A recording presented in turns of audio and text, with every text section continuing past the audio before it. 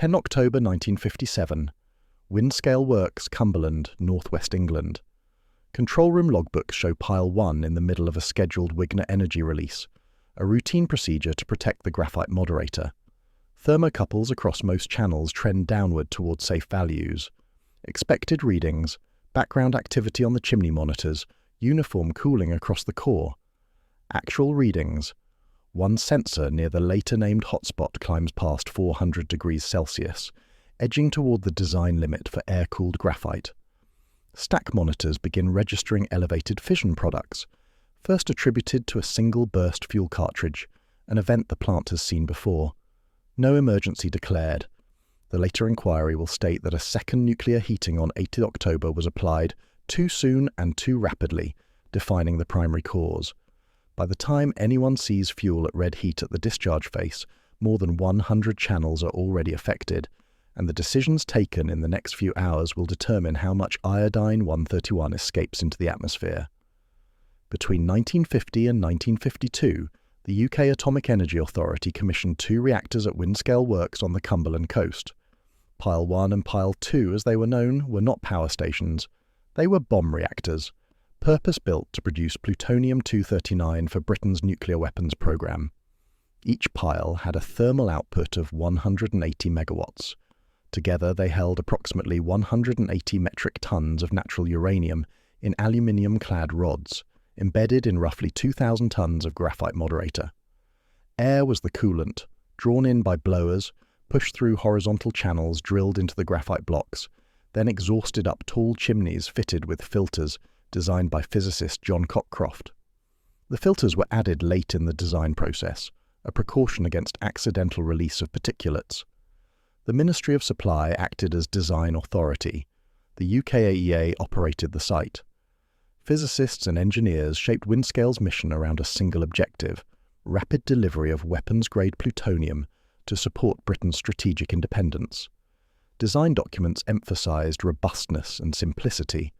The piles would run at relatively low temperatures, using natural uranium in finned aluminium cans. Fuel elements would be pushed from the charge face through horizontal channels to the discharge face, where they dropped into water-filled channels for cooling and retrieval. The system required no complex containment building. Chimneys and filters would handle any release of activity during normal operation or minor faults. Early operational experience revealed gaps in the design. The instrumentation network was sparse. Pile 1 had 66 graphite thermocouples and approximately 20 fuel thermocouples to map temperatures across hundreds of channels.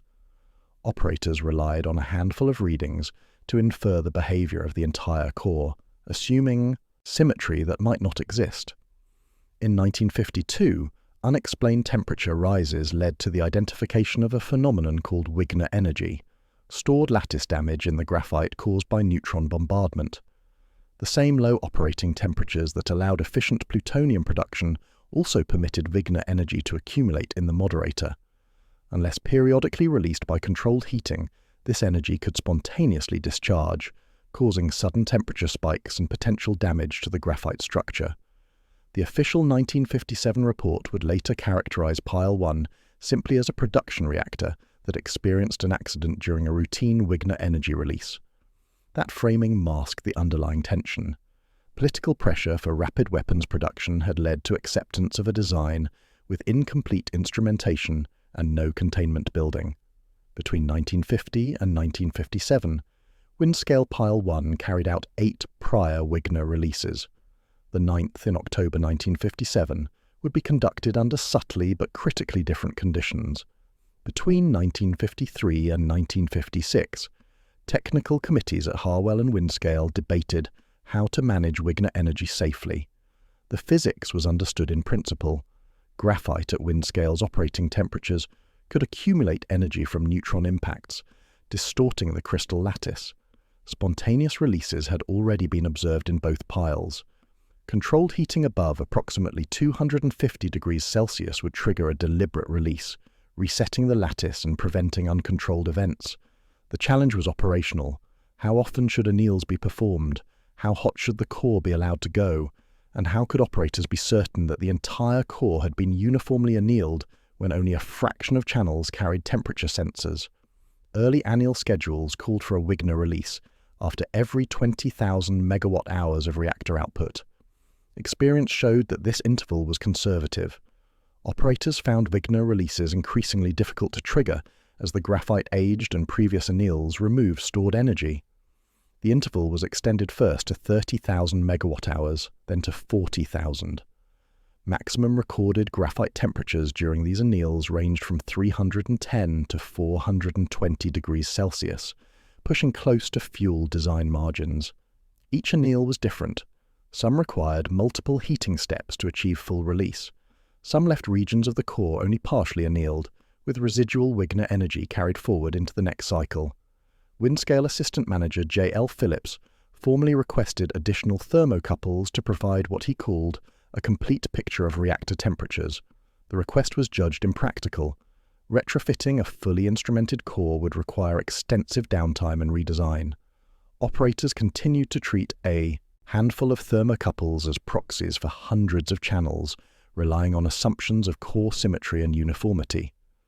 Technical notes from the period described Wigner releases as far from routine. Each anneal pushed the reactor into an unfamiliar temperature regime. Each required careful judgment about when to apply heat, how rapidly to raise power, and when to shut down. Health physics staff installed stack monitors and local dosimetry programs to track worker exposure and environmental releases. Perimeter gamma posts measured background radiation around the site. Filters on the chimney stacks captured particulates, with periodic sampling to detect burst fuel cartridges or other anomalies. The monitoring framework assumed that most radioactivity would remain contained within fuel cladding and that the Cockcroft filters would capture any particulates reaching the exhaust. The possibility of a large, sustained release of volatile fission products during a Wigner anneal was not part of the operational doctrine. By mid-1957, some parts of Pile 1's graphite had not been fully annealed by previous cycles. These regions had effectively undergone extended irradiation beyond the nominal 40,000 megawatt-hour interval. The stored Wigner energy in these pockets was higher than operators realized. The incomplete temperature picture meant there was no direct way to detect this asymmetry. The stage was set for the 9th anneal. On 7th October 1957 at 1:13, Pile 1 was shut down to begin the 9th Wigner-energy release. The reactor had accumulated 40,000 megawatt-hours of output since the previous anneal. The decision to extend anneal intervals from 30,000 to 40,000 megawatt-hours had been agreed by the Windscale Technical Committee earlier in the year. On paper, the change remained within known safety margins. In practice, it exposed parts of the graphite that had not fully annealed in previous cycles, increasing the stored Wigner energy waiting to be released. Operators followed the same sequence used in earlier anneals. Thermocouples were checked. Blowers were configured for reduced airflow. Control rods were gradually withdrawn to bring the reactor to low power for heating. At 17 hours on 7th of October, Pile 1 was taken critical. By 1925, the reactor was producing about 1.8 megawatts of thermal power. Target temperatures, approximately 250 degrees Celsius at selected graphite thermocouples, were reached by 01 Daumen on 8th October. Control rods were reinserted, and the reactor was shut down again by 04 Zauld. The procedure called for a period of observation to confirm that the core was cooling uniformly. Most thermocouples showed the expected decline. A small number remained elevated or stable. On that basis, duty physicist Ian Robertson decided to authorize a second heating cycle the same day, rather than waiting 24 hours. Earlier, dual anneals in 1954 and 1955 had separated heatings by at least a day, and only after all thermocouples indicated cooling. In October 1957, the second heating was authorized within hours, with non-uniform temperatures still present across the core. Between 11:20 and 11:35 on the 8th of October, the rate of temperature rise in some fuel, thermocouples reached approximately 10 degrees Celsius per minute, a much steeper gradient than intended. This indicated a rapid release of Wigner energy and strong localized heating in regions of the core where instrumentation was sparse or absent. There was no direct mapping of fuel temperatures in all channels. Uninstrumented regions could exceed safe values undetected. The later Board of Inquiry would conclude that the second nuclear heating was applied too soon and at too rapid a rate, leading to failure of one or more cartridges and slow oxidation that culminated in the fire. By the end of 8th October, the core contained pockets where temperatures and damage had advanced beyond what control room instruments revealed.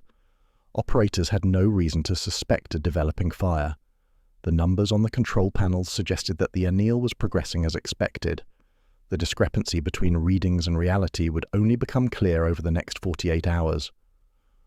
On 9th October 1957, routine checks showed many thermocouples declining as expected after the second heating. One or more remained high or began drifting upward, contrary to the expected cooldown profile. Operators interpreted these anomalies either as instrument drift or residual Wigner release. The concept of a self-sustaining core fire was not yet in operational doctrine. At the same time, chimney monitors showed increased activity when dampers were opened. The pattern was consistent with a burst fuel cartridge, a known event that had occurred before at Windscale, producing manageable releases that required no drastic intervention. Control room staff and health physics technicians treated the readings within the framework of known faults. Stack monitoring systems used filters and detectors to measure fission products in the exhaust, calibrated for expected background levels and the signature of minor fuel failures. Iodine-131 and other isotopes began to appear at levels higher than normal, but still within a range plausible for one or more damaged cartridges. No evidence yet supported declaring a major accident. The measured stack activity was explained away as a localized fault. No drastic steps were taken to halt what was, in reality, a slowly accelerating oxidation reaction deep inside the core. The burst cartridge hypothesis delayed recognition of the true scale. Instruments suggested the core was mostly cooling. In a subset of channels, temperatures and oxidation were still increasing, but there was no direct sensor to show it. Operators had to rely on indirect indicators, thermocouple trends, stack activity, blower pressure, infracore conditions. The sparse instrumentation network that had been judged acceptable during design now became a structural blind spot. A handful of thermocouples could not reveal the localized overheating and cladding failure occurring in regions where no sensors existed.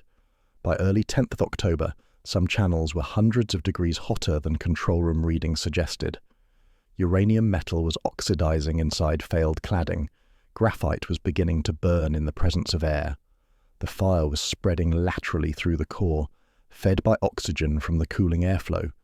Yet paperwork still framed the situation as an operational nuisance, a burst cartridge, perhaps two, requiring investigation but not emergency response. The mismatch between instrumentation and physical reality allowed a developing reactor fire to masquerade as a routine fault for more than 24 hours. On the afternoon of 10th October 1957, after persistent anomalies in thermocouple readings and stack activity, a plug was removed at the discharge face near suspected channels. The inspection allowed a direct line of sight into the core. Operators expected to see an overheated but intact cartridge, or perhaps some minor discoloration of the fuel cladding. What they observed was qualitatively different. Fuel cartridges glowed bright red. In some accounts, small flames were visible at the face. The visual evidence confirmed that both uranium and graphite were burning in multiple channels.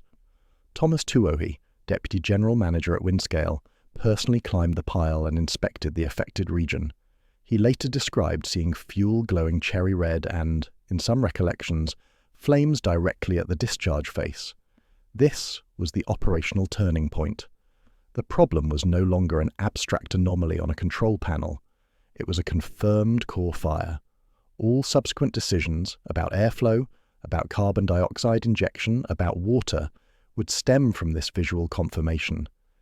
Early estimates suggested that perhaps a few dozen channels were affected. Later analysis would revise this figure upward. By the evening of 10th of October, approximately 150 channels containing 8 metric tons of uranium fuel were on fire. The spatial extent of the fire could not be precisely determined from outside the core. Many affected channels were inaccessible for direct inspection.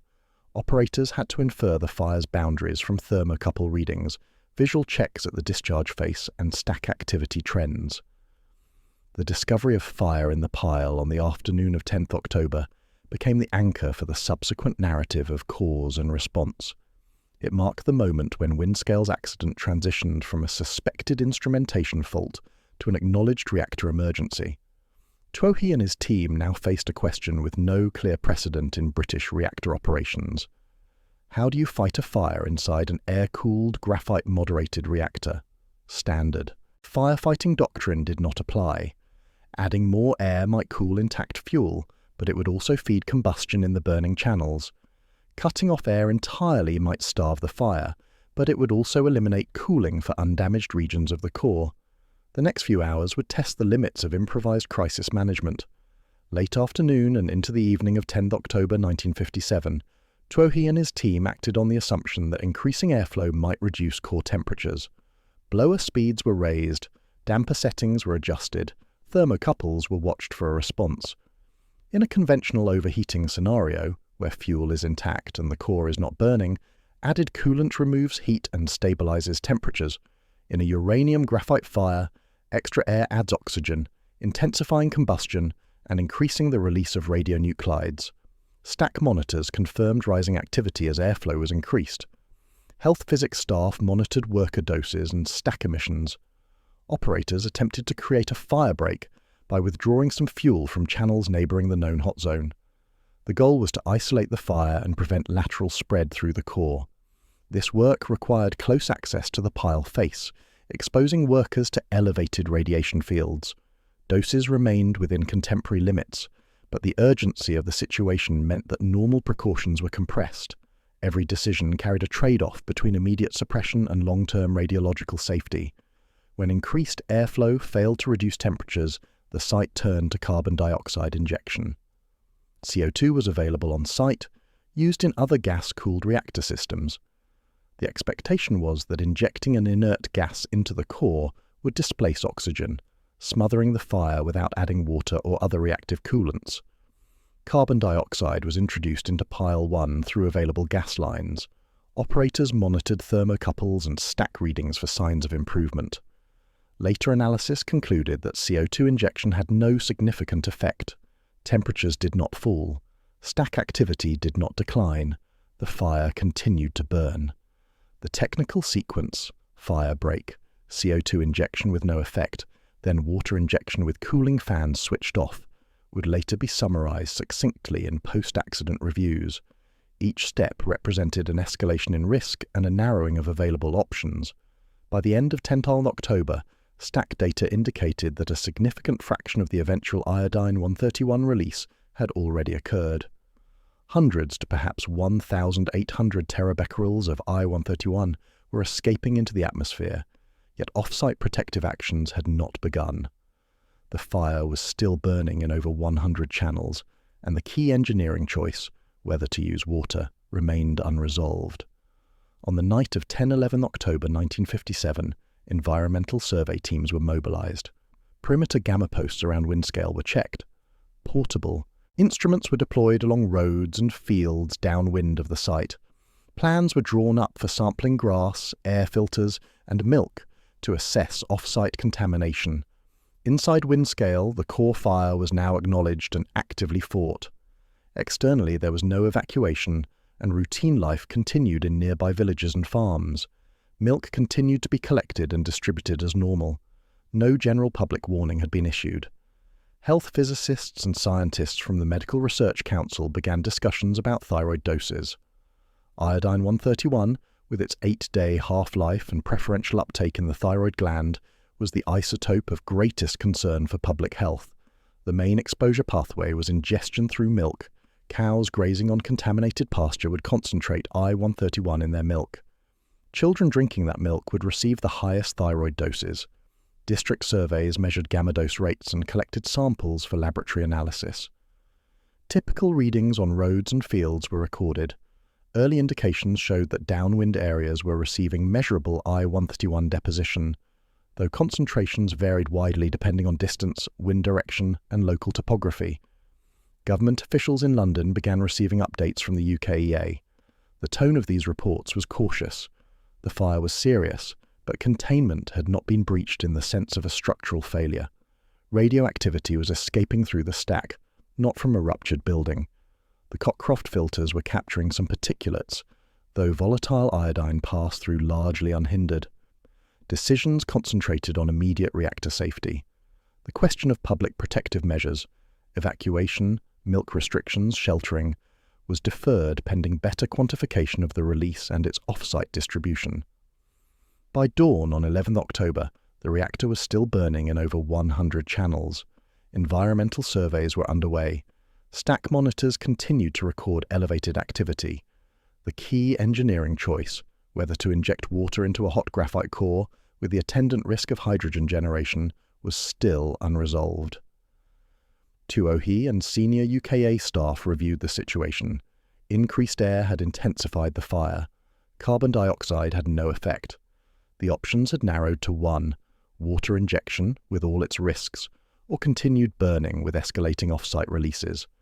On the morning of 11 October 1957, site meetings convened to review the failure of increased air and CO2 injection. The last available option was discussed: injecting water directly into the burning core. The textbook concern was immediate and severe. At the high temperatures prevailing in the affected channels, estimated at over 1,000 degrees Celsius for graphite and up to 1,300 degrees for burning uranium, water could decompose into hydrogen and oxygen. Hydrogen accumulation in a confined graphite structure created a risk of deflagration or detonation. Such an event could damage the graphite moderator, compromise the biological shield, and vastly increase radionuclide releases. The consequences of a hydrogen explosion inside Pile 1 were difficult to predict, but potentially catastrophic. The situational reality was equally stark. Continued burning was already causing a major release. Stack readings showed no decisive reduction under existing measures. The fire was spreading through the core, involving more channels with each passing hour. Environmental surveys confirmed significant off-site deposition. The question was not whether to accept risk, but which risk to accept. A lower probability catastrophic hydrogen event was weighed against a high probability continuation of a large, sustained release. Tuohy bore the responsibility for the final decision. Consultations with UKEA leadership in London provided guidance, but operational authority rested on site. Public sources described Tuohy's personal acceptance of the hydrogen risk when he authorised water injection after other options had failed. The available water systems were assessed. Injection paths were identified. The plan called for switching off cooling fans once water flow was established, to avoid feeding the fire with forced air while the core was being flooded. Workers prepared hoses and connections. Pumps were readied. The decision embodied a calculated trade-off. If water extinguished the fire without generating explosive quantities of hydrogen, the accident could be contained and long-term doses minimized. If hydrogen accumulated and ignited, Windscale could face a release orders of magnitude larger than what had already occurred. For several hours after the pump started, no one on site could be certain which outcome would prevail. The moment water began entering the hot channels on 11 October marked the highest stakes gamble in the entire accident sequence. Shortly after water injection started on 11 October 1957, thermocouples in the affected region were monitored closely. Stack activity was scrutinized for any sudden spikes that might indicate worsening conditions or the onset of a hydrogen event. The feared outcome, rapid hydrogen generation leading to a pressure event inside the core, did not materialize. Over hours, then a full day, temperatures in the hot channels fell. No explosive event occurred. Stack activity gradually decreased. The combination of water injection and shutdown of forced airflow was halting the fire. Tuohy continued periodic inspections at the discharge face. He visually confirmed that the previously glowing channels were darkening and that flames had disappeared. Workers who had been near the pile face during the height of the crisis reported relief as conditions stabilized. The sense of improvisation remained. There was no manual for fighting a reactor fire with water. Each step was evaluated in real time, with incomplete information and high stakes.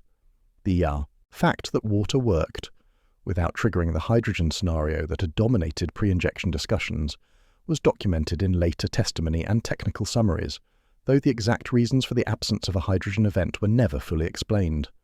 Later estimates placed the extent of damage precisely.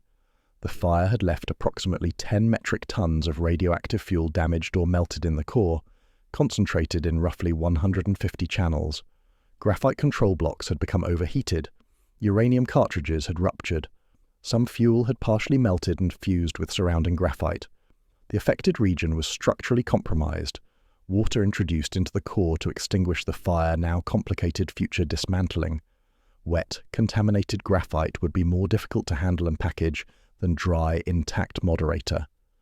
Early moves toward long-term stabilization began. The pile was sealed to prevent further air ingress. Restrictions were placed on any future operation of Pile 1. Initial plans for eventual decommissioning were drafted, recognizing that full dismantlement would stretch across decades. With the flames out by 12–13 October, the immediate crisis had passed. Attention shifted from fire suppression to a new question.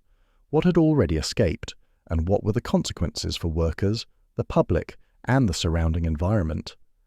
In late October 1957 and through the 1960s, analysts examined environmental samples and thyroid measurements to reconstruct the source term and dose distribution from the fire.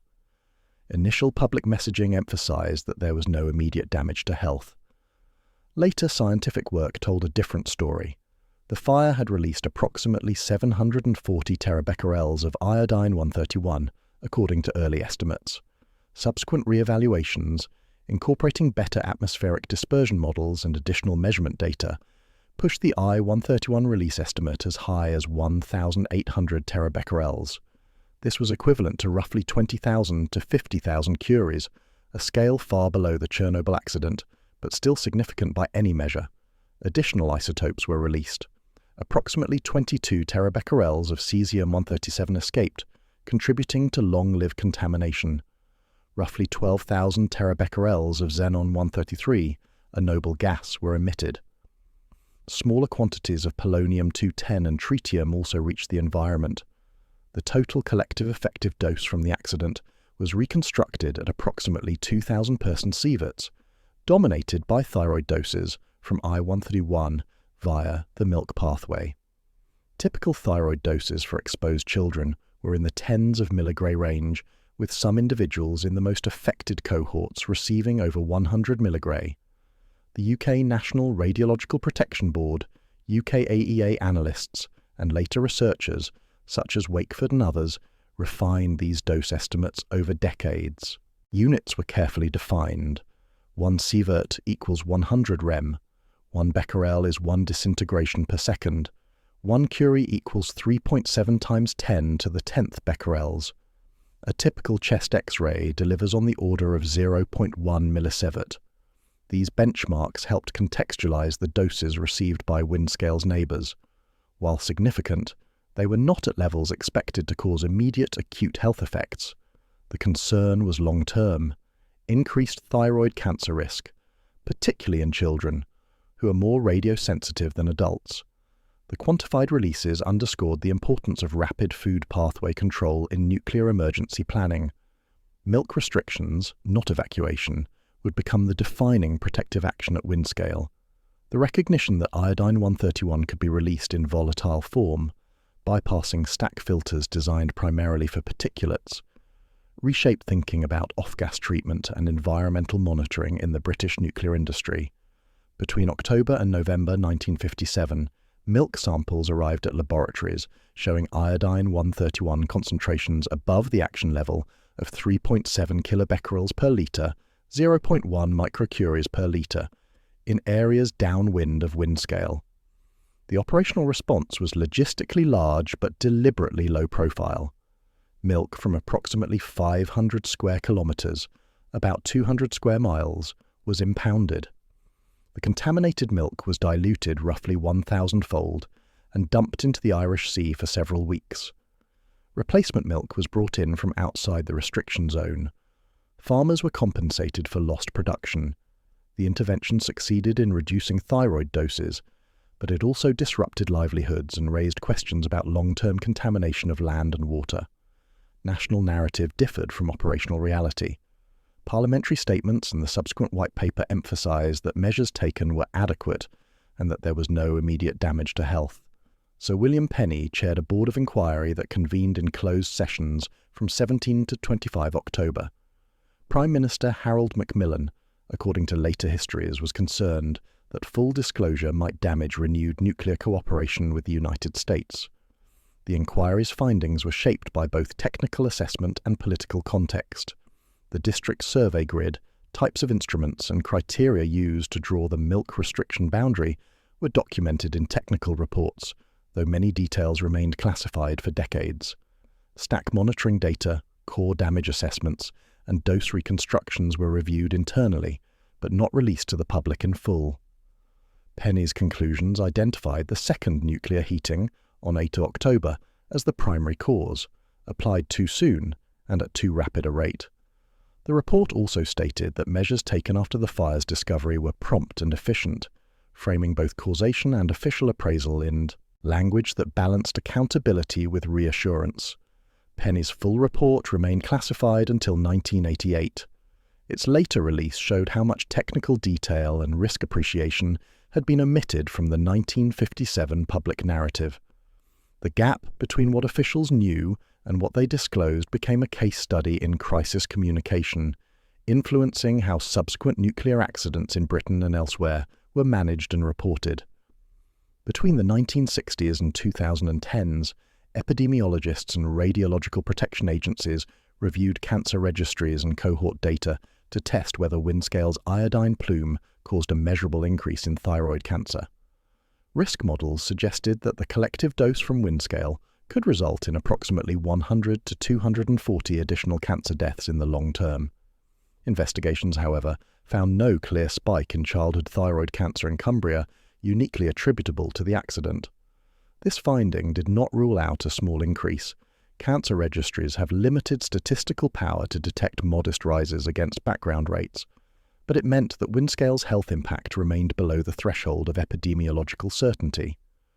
The National Radiological Protection Board, later reorganized as the Health Protection Agency, reassessed Windscale multiple times as dose reconstruction methods improved. Atmospheric dispersion models were refined. Thyroid measurement data from exposed children in 1957 were reanalyzed.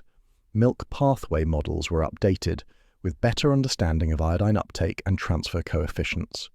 Each iteration produced slightly different estimates of collective dose and individual exposure, but all confirmed that the milk restriction had been the most effective protective measure, likely preventing higher doses in the most exposed populations. Decommissioning of Pile 1 stretched across decades. The chimney was eventually demolished. Waste retrieval projects were designed to remove contaminated materials from the core and surrounding structures.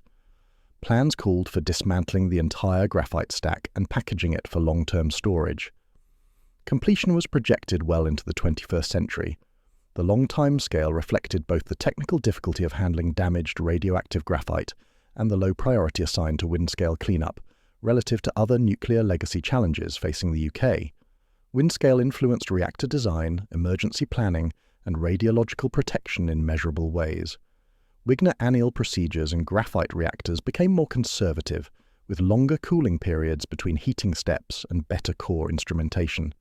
Stack filter and off-gas systems were improved to capture volatile radionuclides, not just particulates. Large-scale environmental monitoring and food pathway controls were formalized, creating frameworks that would be applied in later nuclear events. Dose assessment methodologies became more transparent, with greater emphasis on independent scientific review and public communication. Sir William Penny's inquiry concluded with paired judgments that encapsulated Windscale's legacy. The primary cause was identified as the second nuclear heating on 8 October 1957, applied too soon and at too rapid a rate. This single procedural decision, made under production pressure and with incomplete information about core conditions, initiated the sequence of fuel failures and graphite combustion that became Britain's worst nuclear accident. The inquiry also stated that, once the fire was discovered, the response was prompt and efficient. Water injection, despite its risks, extinguished the fire.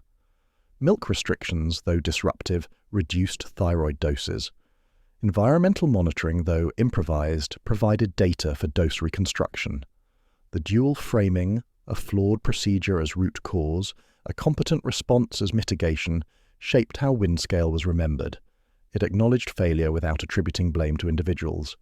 It recognized effective crisis management without minimizing the accident's severity. It provided a template for how nuclear institutions could absorb lessons from near-miss events while maintaining public confidence in their ability to operate safely. Windscale's place in nuclear history is defined by contrasts. It was a production reactor, not a prototype, yet it experienced a fire mode that had not been anticipated in design. It released significant radioactivity, yet caused no acute injuries and no confirmed long-term health impact detectable above background rates. It required improvised intervention under high uncertainty, yet that intervention succeeded. It prompted a major review of reactor safety, yet many of its technical details remained classified for decades. An environmental history summary noted that the fire set ablaze 10 tons of nuclear material, caused a ban on milk distribution within a 500 square kilometre radius, and led to prioritizing the implementation of safety procedures in nuclear facilities. That sequence, from a single decision on 8 October through a core fire that burned for days, to changes in regulatory practice and reactor design, demonstrated how close Britain came to a more severe accident, and how that near miss quietly reshaped its nuclear program.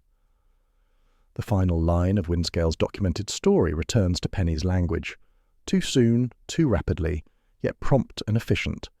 Between those words lies the full arc of the accident, and the lesson that narrow margins in reactor operations separate containment from catastrophe.